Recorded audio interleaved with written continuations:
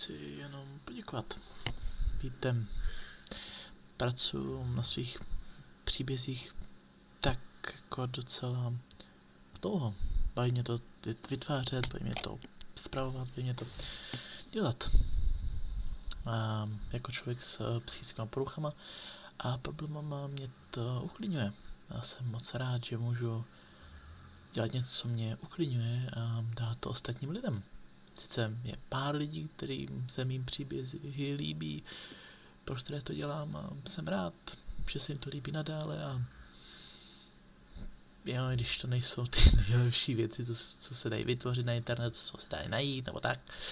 Já jsem furt rád, že můžu vytvořit něco, co mě baví a co někoho baví sledovat. Když je to na hovno, všechno, ale snažím se. Moc se snažím a jsem rád za lidi, který to zajímá. To je asi všechno. Já ano, na to nahrávám hodinu, protože nevím, jak vůbec mám mluvit. Ne, lidi jako já, který nemluví, moc to nemají lehký. Pardon. Kurva, to nevypnout.